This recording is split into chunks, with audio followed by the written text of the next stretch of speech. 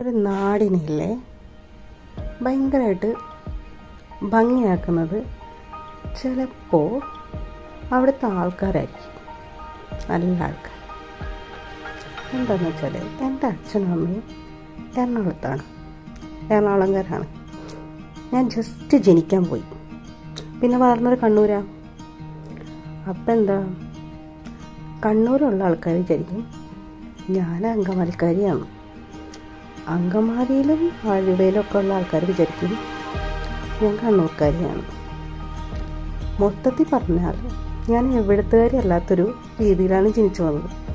കണ്ണൂർ ജനിച്ച് വന്നു എന്നുള്ളൂ, അല്ല വളർന്നു എന്നുള്ളൂ.